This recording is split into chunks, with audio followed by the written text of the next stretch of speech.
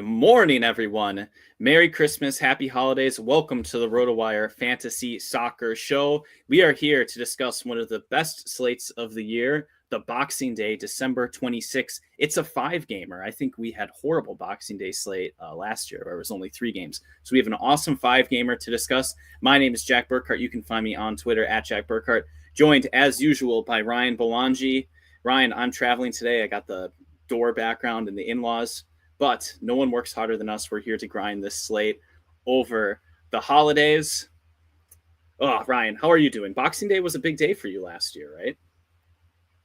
Oh, yeah. Boxing Day kind of saved my year last year at that point. I remember it was Ollie McBurney and Alfie Doughty. Much different slate last year than we have here. Good one this Boxing Day.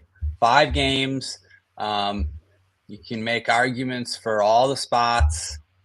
I don't think this slate is that straightforward. I think defender's tough. I think there's tons of midfield options at like every price range. So I don't think construction's that straightforward.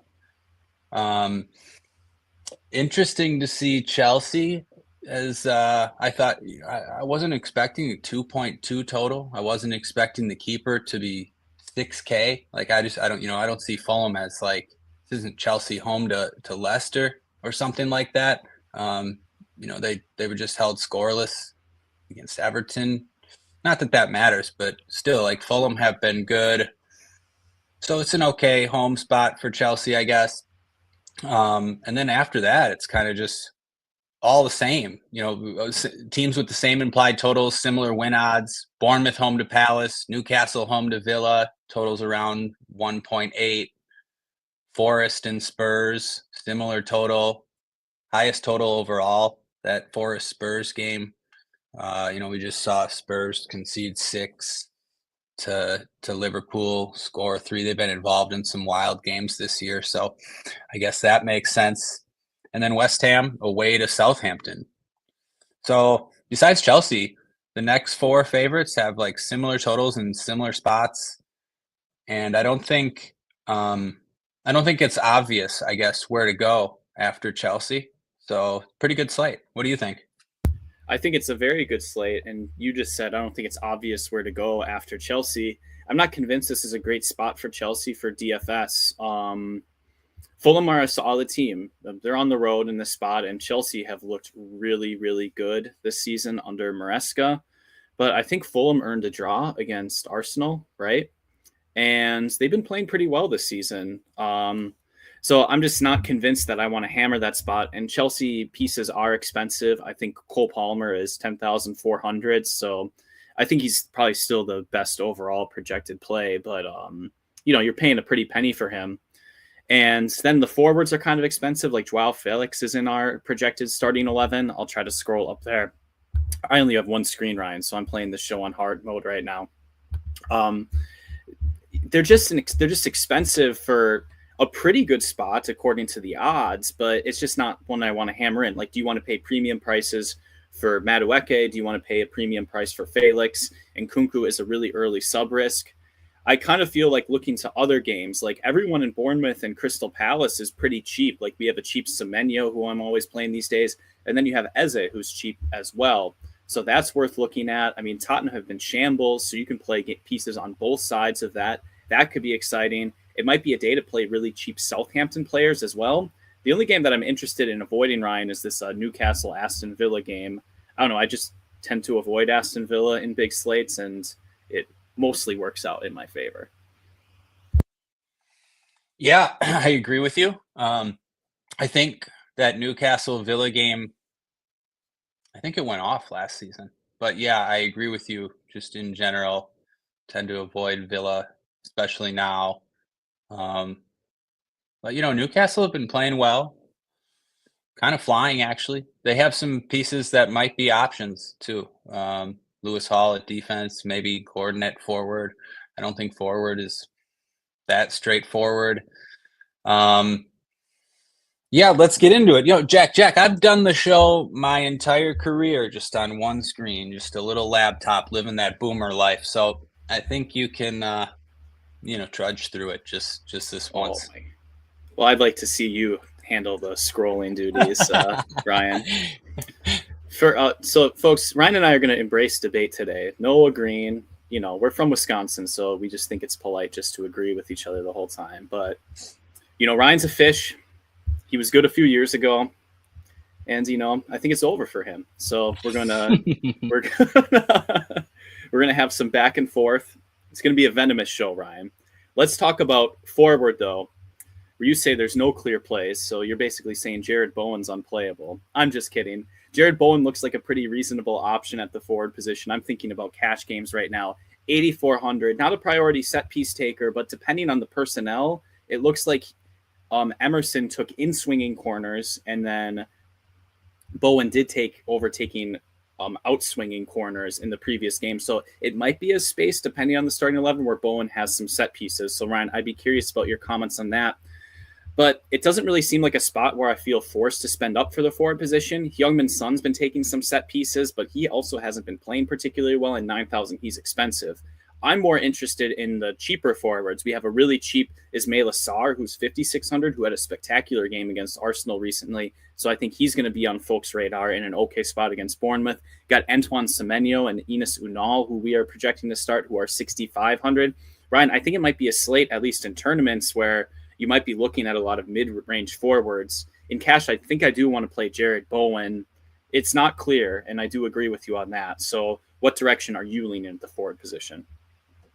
Yeah, I like Bowen too. He'd be my favorite forward if I had to pick one. I hate to agree right off the bat, but I'll say that I think Soler is going to start. Paqueta's suspended. Soler's been taking the corners when he's played. Bowen hasn't been.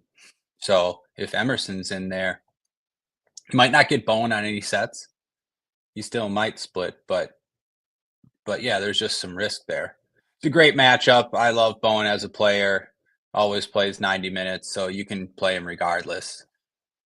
And then yeah, Son probably the second best option if he's going to be taking corners, but 9K, right? And it can't be a lock at 9K, especially with Timo back on the bench. The Son went 82 last game. Timo came on for him. Timo probably comes on for him again. But if Porro and Madison don't start too, especially, you can be pretty confident. Like Son's still a decent play, just expensive. But yeah, after that, I agree. The Bournemouth guys look pretty good. Semenyo especially. I guess he's the same price as Unal. I like that for tournaments. Yeah, I think the mid-range will be popular. I mean, you have these secondary Chelsea guys. I don't know. Like, do you think people go there? Nkunku might get a start. Madueke is expensive. I don't know. I don't know if people are going to go to those Chelsea guys. Maybe just because they're the biggest favorite and people do that. And then yeah, Sarr. My only argument would be I don't know if he's as good a play with Eze in there. I don't know if everything's going to run through him, but Palace might be better with Eze in there. So Sarr might have more chances at a goal contribution. Just, yeah, cheap. He's cheap in the game. Like should be a pretty good game environment. So I think, yeah, we're mostly in agreement. Like for cash games, I think I'd play Bowen no matter what. It's just too good of a matchup, and he's pretty fairly priced. Yeah, and even without set pieces, Bowen has an okay open play floor, and Southampton's defense has been shambles, so you're getting pretty good goal and assist equity from him. And if you play that way, he's going to be chalk. So in cash games, I don't think you want to lose on that decision. The pricing isn't so tight overall. I think with Sarr at 5,600, maybe not a cash game option necessarily. And I do think that's a good point. With Eze playing, there's only so many shots that Crystal Palace are going to have, and Eze is going to take some. My projections, you see this phenomena with Unal in with Semenyo. So Semenyo's shots have dropped with Unal in the lineup because Unal has a really high shot utilization. one reason that happens is he comes in as a sub very often. So you see he's like averaging 4 shots per 90. Probably not going to have that sort of utilization as a starter, but it just makes someone, I don't know how to say it, less likely to hit their average outcome. It just means that there might be some more volatility in that spot. I think you can go with Sarr in cash, though. The second option, I'll probably pick Semenyo, Ryan. I think he's been pretty reliable, but I'm worried about the minutes. Semenyo has a couple games where he's gone off, at the 70th minute mark, and it's been recent after starting the season regularly going 90. So that does spook me quite a bit. There's just no clear options in the bottom half. So I don't know, apologize to our hater in the YouTube comments, Ryan, but like when there's no clear option, we can't really nail the player pool. We can't narrow it down that much. Yeah. I only see Semenyo going off early once.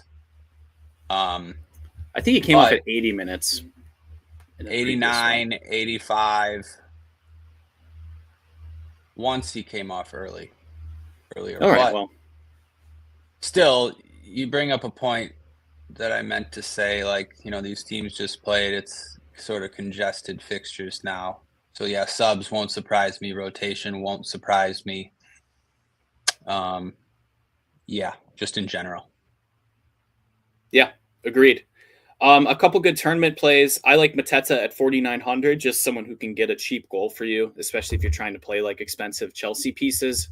I think Mateta is someone who can deliver, and his minutes have been really good. So you're looking at something like 90 minutes. So Jean-Philippe Mateta for tournaments. I hate myself. I'm a self-loathing Tottenham fan, so Chris Wood can't be that bad for 6,800.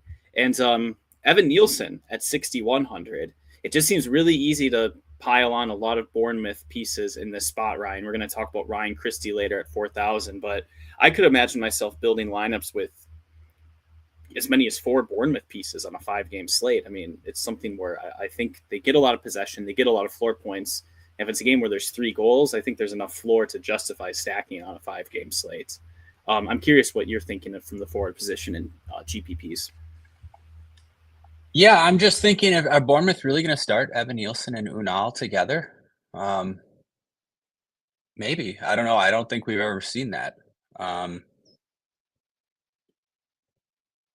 don't know. I'm sorry. I'm just thinking, I'd have some interest in Unal. He just hit a sick free kick in that game against West Ham. He's going to take all the free kick shots just based on how good he is at them. Yeah, my takes on the forward for GPPs. I was going to say Mateta. The Southampton have some cheap guys. Home to West Ham, not a bad spot. Adam Armstrong, 3,900 on pens. Cam Archer's even cheaper. And then Anthony Gordon. Anthony Gordon is only 8K. He's been chalk the last few slates. He's done okay. Usually plays 90 at home. People might avoid that matchup against Villa, but I have some interest in Gordon for that price. I didn't realize he was only 8K. I mean, he's in the conversation for cash. Yeah, for sure. You could find the money and play him and Bowen if you want. Definitely. Yeah, I don't know. I just have a problem with the matchup, but you said every team had a pretty similar implied team total. I mean, Newcastle are rolling in here with a 1.84 implied team total. Yeah, I'll just say this, Jack. I've watched a lot of Villa's European games. They went to Bruges and kind of got dominated. They're not going to go dominate possession here. That's not really who they are. Or not Newcastle are going to have chances. It's not a bad spot. Like you said, the total is 1.84. Yeah. I'm just trying to think about how I can fit him in cash games now. No, I agree, and I do wonder. I don't know. I always have the flip side of that.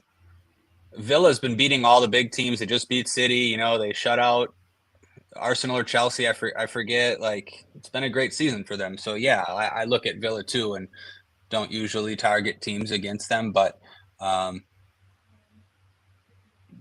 don't know. It's they don't always play well. They don't. I don't know. It's just difficult, but the field seems to like Anthony Gordon. I have such a tough time evaluating like rostership in soccer because I don't know, sometimes things just come in absolutely insane. I don't know where some of the field gets their information from, but I mean, like, so Gordon's a good play. How popular will he be in cash games? I don't know. Probably not the ultimate decision maker right there. Any final thoughts on forward, Ryan? No, I don't think so. Might have some interest in Somerville, 5,900. Just good matchup. Yeah, I mean, interested in anyone against Southampton. Yeah, right. Really. A path to a set piece or two, especially if Soler doesn't start. Yeah. All right. Well, we can swing around to the midfield position. I think there is a lot of dual eligibility on this particular slate, but as far as midfield options only are concerned, Cole Palmer is going to be chalk in cash games. I'm fairly sure of that. Ryan, I think there was a 4-gamer where pricing was quite tight, and it was on Sunday. And Cole Palmer, with at like 11,400, was 75% owned in cash games. So people are just jamming Cole Palmer, and it's not like he's a bad play or anything. He's the top projected play by my standards, but on a big slate, he definitely has to crush to get there in GPPs. So it's always interesting trying to fade him because every time I fade him, he tends to get a penalty. But he's going to be one of the top plays at the midfield position. I think Kulusevski is around 7,000. So depending on the personnel, he might have some set pieces. Been one of Tottenham's best players lately. And just because they're involved in back and forth games, he's going to be a name that looks rather interesting. And then the value option that I think everyone is going to gravitate towards, based on the personnel that we have with Bournemouth, Ryan Christie is going to be taking left-footed set pieces. Christie is only 4K, so DraftKings pricing is lagging on him. He dominated in a recent showdown. Ryan, what do you see in the midfield position? I think it's really annoying that Christie is 4K, like you said. Probably just have to play him in cash. He's even kind of a scary fade in tournaments. But he's fadeable. Like, he's still a defensive midfielder most of the time. And, like, hopefully we get Lewis Cook starting this time. So he'll at least take half the sets. But 4K is pretty good because, yeah, Christie does get forward too. You know, sometimes Tyler Adams plays with Cook, and then Christie might move a little more forward. So it's unfortunate that he's priced there. Yeah. You can see that game log against West Ham is ridiculous. They were chasing the game, but you know, he's capable of something like that. So yeah, 4K, probably locking cash games. Starting at the top, Palmer, yeah, going to be big time chalk, I think, even despite the price tag. People will look at the other 4 games and convince themselves that no one's a must. So you just click Cole Palmer and figure the rest out. It's not a bad strategy. I've been on the wrong end of the Cole Palmer 4-goal games and 3-goal games, like you said, Jack. So yeah, I would play him in cash games. He's a good play for tournaments. But I'll say this, Ryan, when you say like, oh, I've been on the wrong end of the Cole Palmer 4-goal games, like this is going to sound a bit like a cope, but I've been on the right end of that and I've min cashed. Like, yeah, when he's that's chalky, a good point. Yep. Nope. That's a very good point. Yeah, no, I know what you're saying. I jammed him in King of the Pitch last year, and it was one of the dumber things I've ever done. He finished with like 12 points, and Foden dropped like 45 or something. Anyways, 10-4. Yeah, you can play him, but yet you're going to need a big score, like you said. There's a lot of other good options at midfield. Kulusevski, I'm going to be interested to see how the machine spits out Kulu versus Eze. They're the same price here. Both have away matchups. Tottenham higher total, I suppose, but normally you'd see Eze more expensive. Moving down. Oh yeah, I don't want to skip Kudus. I think that's a great tournament play. 7,900. Might get lost in the shuffle here. Soler in that same game, 4,400. Probably too cheap when you consider that Paqueta's just out. Antonio's out. Like, they're really only going to have one sub option for Soler, Guido Rodriguez. So like maybe, just maybe, he could play longer than 60 whatever minutes in this Maybe game. you could get 75 minutes at that price You know, tag. And he also sat out last game, I think suspended. So what if you just get 90 here? So I think, you know, it's a fine tournament gamble. Yeah, I had some other. Oh yeah, Southampton. Fernandez is only 4,800. He had 10 floor against Fulham last game. He's done that before. This is a better spot, probably home against West Ham. I think you could go there. Probably missing some guys. I'm still scrolling through here, but quite a few midfield options to like, I think. Yeah, especially at the cheap end.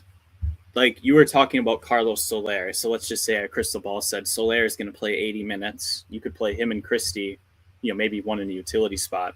That's a way that you can afford expensive Chelsea if you're buying into this 2.2 implied goal total, if you think it's a pretty good spot for them against Fulham. So there's ways to get to the expensive players. You don't necessarily have to moneyball at the forward position.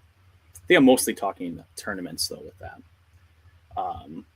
Honestly, or even getting to Anthony Gordon at the second forward. We were talking about how second forward isn't that clear. So, you know, if you had a Soler who plays 75 minutes and Ryan Christie, it seems pretty easy to afford Gordon and Bowen in that case. You have two of the better forwards overall.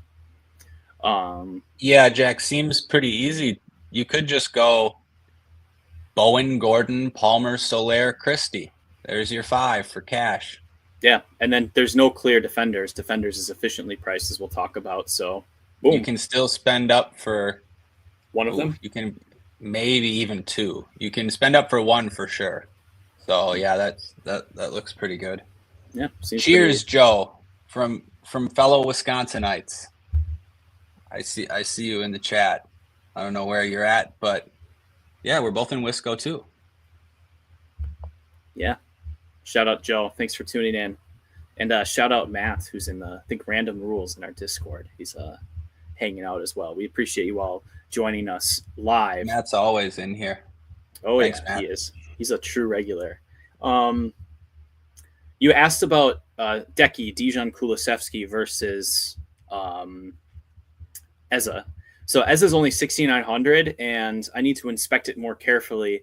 But when he has some more set pieces, Eza, he's going to project really well. So Eza's actually one of the best plays that I have overall at 6,900. It seems like a pretty achievable spot. Palace are an all right team. They're not terrible, I think. I think their record is maybe worse than it should be, but they're a better team when Eza's there, and he's a pretty selfish player overall. So I think Eza is the correct play. You can even consider him in cash games at that price. So maybe one reason to not play Soler, Ryan, is so that maybe you just spend 2,600 extra, you get up to Eza, and then you're more likely to get goals and assists. Whereas Soler is a player who I think he was just suspended for yellow cards, right? And someone who can come off at 70 minutes.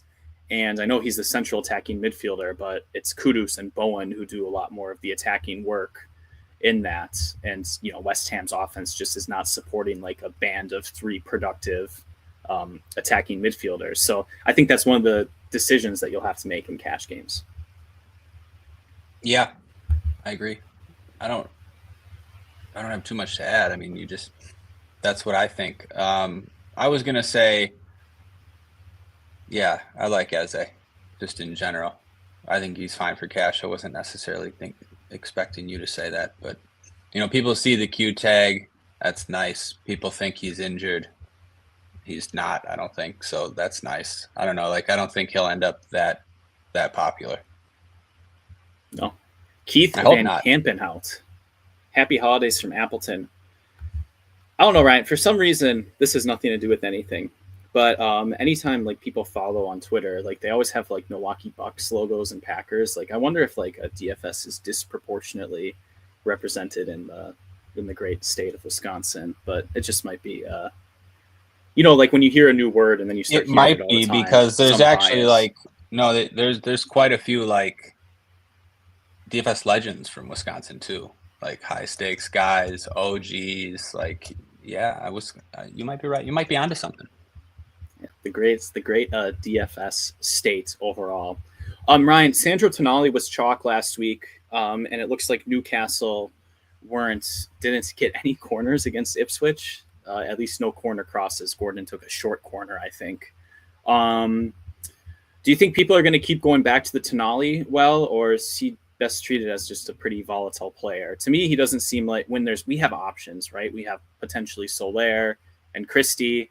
I don't feel like I have to necessarily go to Tonali when we have plenty of good plays at midfield. Yeah, no, not here. I don't think people are going to go back to him. I don't think he's a great play on this slate. The last two, the first one was because he was playing Leicester at home, so just jam anyone. And then the last slate, there wasn't that many options, and he was playing Ipswich.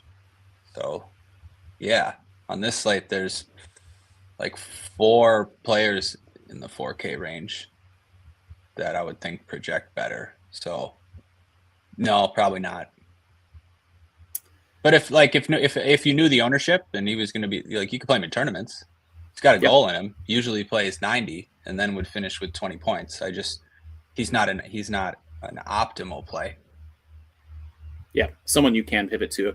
And then Ryan, one more name that I did want to agree on when you gave a good breakdown of the midfield position, Mohamed Kudus. I mean, I played him in cash on Sunday, and I felt pretty okay about it.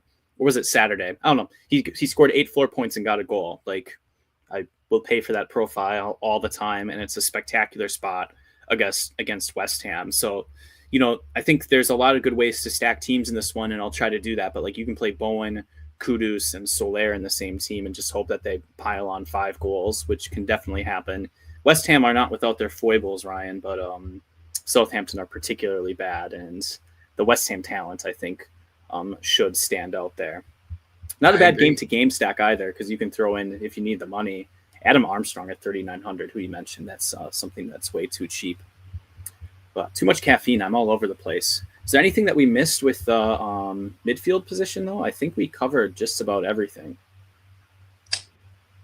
Yeah. I don't think so, right? Forest, I mean, people went to Elliot Anderson. He was pretty popular last time. I don't think they'll go back there. Still too expensive. Pereira is an okay tournament play, I think, actually. Might be like 5%. We're trying this main GPP is massive, right? $5, and all the money is at first place. I don't know. Like, sometimes these are the random spots where Pereira goes 90, has a little bit of floor, and if he can get involved in a goal, it's just leverage off of like Eze, Kulusevski. Yeah, Ryan, we should probably alert people to the prize structure of this tournament. It's $60,000 prize pool and $5 entry, 150 lineups. That's really cool. With 20K to first place, that's 1/3. So when DraftKings is doing 1/3 of the prize pool to first place, you can bet that the prize structure is going to be bad. And I believe if you finish 10th out of 14,000, you get $200, which is 1% of first place. And if you finish 3rd place, you get $2,000. What I'm trying to say is that if you can play a 2% Andreas, you're getting your Sklansky bucks in good. Like, there's probably like 10% of the time where he just does outstandingly well, and you just have to hope that that's that one time. There's a spot for gross plays on this one. And I don't know if he's the, like, doesn't have to be him, but like someone like that. Yeah, right? I mean, like, Raul Jimenez is a cheap forward, right? At only 5,400, I think. He's an option that you could look at if you wanted a cheap goal. I don't know. You can play gross plays. Right. It's a tough spot. Like, don't really like away to Chelsea on a 5-game slate, but just because of the prize structure, you might look at something a little different here. Yeah, because what does Andreas need to succeed? Maybe he needs 6 set pieces, play 80 minutes. He's going to be in an attacking spot and get a goal. That might be enough it might be enough to lap the position. Just a goal, right? All he'd have to do is, a goal, and Eze and Kulu both score like 8 or something. I mean, you're flying. Yeah. It's interesting that you said that because it was one of my tournament questions. I just, And I wouldn't bring it up, but he's going to be playing further forward. They have a bunch of injuries now. Maybe might not have Smith Rowe. Berg is questionable. Lukic is questionable. Reece Nelson's out. Harrison Reed is out. And also, Pereira sat out last game with a yellow card suspension. So, like, all points to a spot where you could gamble. I don't mind it, Ryan. The entry's only $5. I think I can tolerate that sort of funny business in my life. Any last words on the midfield position? No, just like imagine if you make the best Eze lineup ever, and he subs off at 60 like he has been doing with like 6 points. You just kick yourself because you didn't make the same Andreas lineup. It's only a $5 contest. I'd kick myself a little bit, and I should probably double check my minutes projection on Eze then, because that would change my opinion if you want to play him in cash. Basically, well, yeah, look, he hasn't gone past 75 minutes in like the last 5 games or something, and he didn't play last game because of some bad bruise on his foot. Oh, that's not a good sign. Seems pretty likely he's only going 70. I mean, I should probably dial back then. I have Eze in my projections for 80 minutes right now, so he looks really good if there's 80 minutes. Yeah, he might go 80, but he went 60 against Brighton last time. Yeah, and the fixtures are crowded. I might have to turn that down to 70, and that might change the tempo. That changes everything. Yeah, that's why I said I thought he was going to be lower owned, which is why I like him for tournaments. Yeah, because of the minutes, because of the Q tag, all that stuff. Yeah, maybe not a cash play in that pace. All right, well, I don't know. We have 3 days to figure this out, so good luck. Good luck in your double ups. Let's swing it to defender, Ryan. There's a few expensive options, but all in all, I think defender is reasonably efficiently priced. At the top end, you have options like Lewis Hall, who has been, very good lately, and especially getting better in open play. He's getting docked in my stuff because Villa just hasn't been good for floor. But Ryan, I think you've made a compelling case that Villa can allow floor in certain spots. So Lewis Hall is certainly in consideration. And Dean, as long as he doesn't commit a yellow card foul against Anthony Gordon, is a pretty good option at left back, especially if he's taking his usual split of set pieces. Ryan, I think I'm missing a couple other viable expensive defender names, but why don't you take away the position and what's standing out to you? Well, I hate to correct you right off the bat, but Dino won't be up against Anthony Gordon. Gordon's on the left. Oh, man. Gordon will be on the left against Livramento, and Dino will be up against Jacob Murphy if they use the same lineup. All right. Thank you. Anyway, not that big of a deal. I don't really want to play Dino anyways. Away to Newcastle. What, Madsen still on the bench? Yeah, no. So I don't really love any of these defenders. And normally I would find myself wanting to play 2 of them. But I think you can make cases against all of them. Lewis Hall's probably the best. But, I mean, he had 6 floor against Ipswich last time out. I mean, you mentioned that they didn't have a corner. So that hurts. And that probably won't be the case here. So, yeah, I think Hall's the best play. But, he's still, I don't know how consistent he is. He's been good recently. Price has come down a little. So I would go to Hall. We're not expecting Porro to start. Is that the case? Yeah, Jed Spence in for Porro right now. Could see that. Even if Porro starts, I don't want to play him here when he's not taking sets. I mean, he's fine, but I think we're seeing him start to bust a little more often, and I think he ran sort of well in the last year. Garbage really? Time Porro. You guys know garbage time Porro. I mean, Tottenham underwhelm in all these spots and get behind, and Porro just bombs in, crosses in shots in the last 10 minutes of every game, which could happen here. But now that they have options where Porro can at least get subbed, and when he doesn't even start, I liked him when he plays 90 minutes for sure and takes sets when Madison's not on the field. Now Son's back on them. So, yeah, he's fine, but not a must. Malo Gusto, fine, good for tournaments, not a must.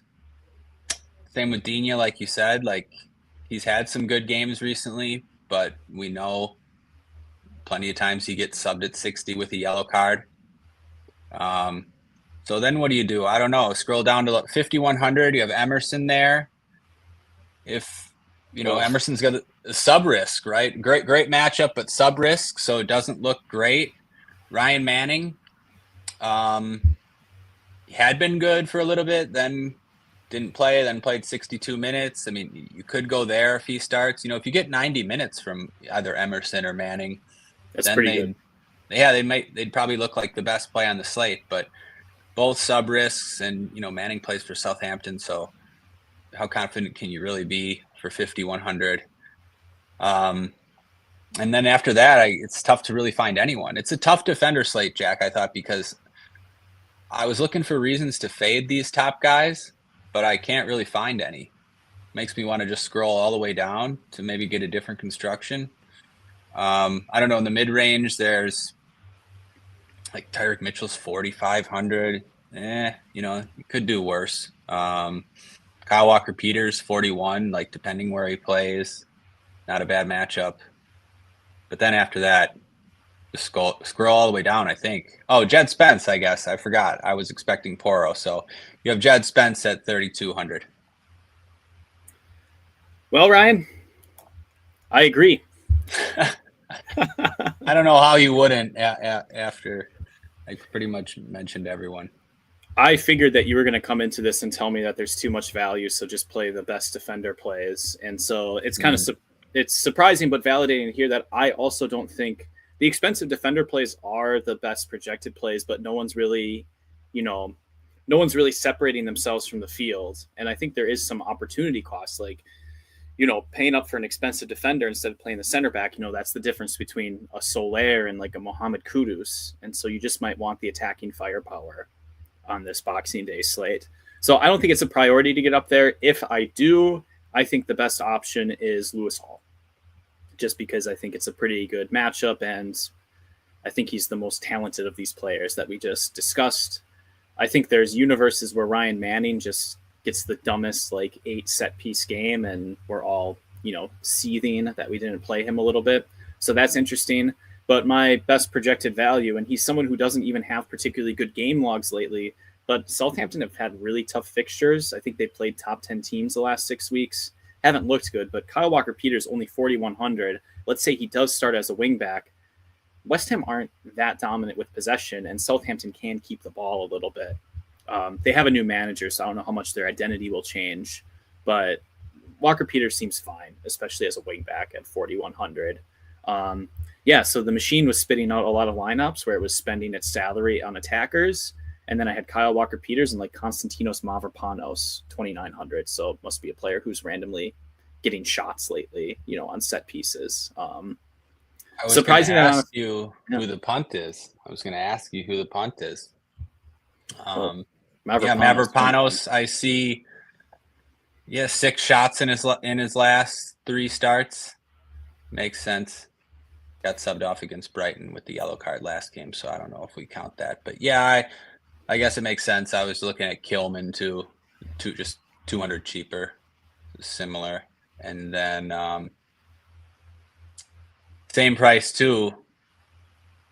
How about 6'5" goal scoring sensation Dean Howson, 19 years old? No, he projects well for Bournemouth. He's a nightmare to mark on set pieces, so that seems okay. This is a good player too. I mean, he played for Juventus, right? I have no idea. I saw some people on Twitter being like, "Why did Juventus sell this kid for $15 million?" I don't know, shambles over there in Italy. I mean, I agree with you. I think some managers in some teams just aren't gonna. You just think he's too tall. I'm sure, 6'5", lanky, just never going to be quick enough. But that's not necessarily the case. No, well, he's certainly making it up with being a target man on set pieces. If a cheap center back Ryan winds up getting a shot, and then or somehow gets a flick on and creates a chance, they're kind of a smash at their price. It's pretty easy route to get 6 points for a defender if they get a little bit lucky on set pieces. And there's a shot that no one stands out at the defender position on this particular slate. So very weird, but we're both touting cheaper defenders on this one. And I think it makes sense given the context of the slate. But you can spend up if you use the cheaper midfielders. I don't know. That's basically all I had to say about it. I like Walker Peters and punting. Do you have any final say on defender position, Ryan?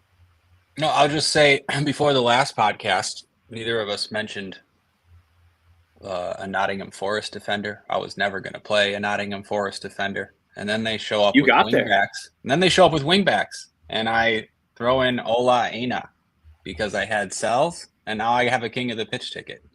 So I don't know, maybe Forest show up with wingbacks and I'll play 4,200 Ola Aina again. Probably not, but I'm just saying, I don't have any thoughts until we see these formations, and then you'll know who the best defender play is. Yeah, I mean, that's the edge in soccer, right? That's why we can talk 45 minutes about what we want to do, because usually there's 2 or 3 changes that throws about half these notes out the door, and you're going to have to revise. Join us on rotowire.com/chat. You can ask us questions. We'll try to be pretty responsive there. Any set piece situation changes. Yeah, Brian, I think Neco Williams, I think he got an assist in that game. So both Williams and Aina simultaneously smashed. You probably could have played either and got. I did, yeah. I played Nico in the 333 mega qualifier. Didn't get there, but yeah, I had Nico in that, and then Aina in the 25. Yeah. Shouts to that. Never planned on playing either of them. There was other decent defenders on that slate, defenders with set pieces, but I don't know. There was an opportunity. Yeah. Love it. Always adapt. I'm just scrolling down to the goalkeeper part of our cheat sheet. Adam has Philip Jorgensen starting over Sanchez. So that's a $100 discount. I don't know, we'll see if that actually happens. Ryan, I shared your point of view that I was not eager to pay a premium price for a Chelsea goalkeeper in a not absolute smash spot. Like, this is not Leicester City or Southampton that they're playing against. My instinct is going to be to spend down, and I really even haven't looked at goalkeeper that much. But, I mean, come on. Like, Emi Martinez can't be that bad a play at 4,200. It is a good spot for Newcastle, but there are plenty of spots where he gets some good saves. He had a game where he had some spectacular saves recently, actually. Feels like something you can do. Emi's so good. Emi's so good. Just as a shot stopper, yeah. I agree with that. I agree with Henderson. I would say the same about Henderson. Palace can easily beat Bournemouth. Not easily, but it's not going to surprise anyone if Palace beats Bournemouth here. The highest I would go, I mean, I might get up to the other guys for tournaments, but I think Fabianski's okay for 51. Okay. We're probably going to face some shots, and at least I expect West Ham to win, but they might not. Feels like a good shout to get the win bonus at least, right? Like, yeah, and like one of these like fairly priced keepers on the road, they have upside, Yeah, no, I agree with all of that. I don't know. I wish I had something interesting to say about goalkeeper, but truthfully, I don't really. There's different constructions that have you spend up or spend down. I don't really know what I want to do yet. So I think it's always good to say it almost never matters, and you just have to get ridiculously lucky at goalkeeper. I've been bailed out a lot by goalkeeper in cash this year, Ryan, like quite a lot. Like I land on like Matt Sells, who's like, I was the only one with Matt Sells, and the win clean sheet bonus pushes me over the cash line. It just sometimes comes down to that. Yeah. It's unfortunate that goalkeeper scoring is like it is, but what are you going to do? It'd be nice if they just halved it, just halved all the goalkeeper points. Yeah, the saves being I think that would be great. I think if they just have everything, we just hate to have that. It's so important. It decides so much. We don't need to get into it, but I can't tell you all the Champions League slates where that Dortmund goalie has put up 28. It's been like 4 times, and like, yeah, that's the whole slate. I mean, David Raya won me the Champions League GPP basically single-handedly. It's just the one spot where there's no combos of goalkeeper, Ryan. Like, you just have to have the best one and hope it all works out. So it's it's difficult to analyze. I think we're going to go with Ted's, although there's a hyphen in there. So T-Eds is asking, will you be forcing a team stack in GPP? Ted's, my opinion is that I used to hate it when Jordan Cooper suggested this, and then I've seen it work out too often on big slates. And it is something that I'll be considering. So I'm not going to do it in all of my teams. I have 150 for that $5 GPP. But of course, I'm going to look for a couple games that could have a chance to go for 6 or more goals. I think the payout structure incentivizes that. So a game that I'm interested in stacking, Ryan, I'm a little bit less bullish on Eza now, but you can play a ton of pieces from Eza from Crystal Palace, Bournemouth, and they're pretty good floor plays all around. So they're pretty good plays on their own. If you group them all together and hope that game goes off and the rest is a little bit boring, not such a bad game to stack. It's affordable with good pieces. Ryan, do you have any thoughts on stacking in this one? Yeah, I'm with you. I was 3 games I like for stacks. That's definitely one of them. West Ham, Southampton, like we said, makes a ton of sense. And Forest, Spurs, for sure, probably the most likely for some goals. And I don't even think you need 6. I think you only need 4, either 2-2 or 3-1. Will get you there. So yeah, I think yes. If you get 6, then you're off to the races. But yeah, I'll be stacking some games. I love it. All right. I think we've covered most of it. I think you can expect some projected lineups to change a little bit over the next couple of days. Like, I don't know if we had a press conference or if those are going through today. So it's always a little bit difficult when we're doing a preview show ahead of things, but it's Christmas. We're not going to be Ryan, you're not going to tell your kid that's time to stop opening presents. Daddy has to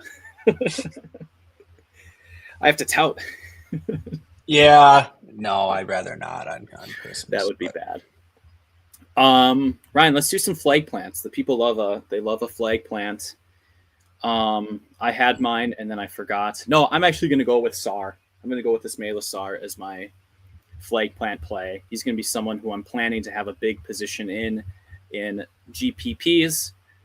Probably not play him in cash, but I think he's very cheap. I think he has routes to getting 3 shots, maybe creating a chance. If Eza is there, that game could be a little bit more back and forth and Palace improve overall. I just think he fits the archetype of a player who can give me 1 goal and 22 points. And that might be a smash in this spot. And I already have told T-Ads that I'm interested in stacking that game. So I'll take a big position on Sar. He'll be one of my flag plants. Ryan, have you decided? No. I'm trying to think. I mean, I have a couple guys, but guys that I don't necessarily want to flag plant.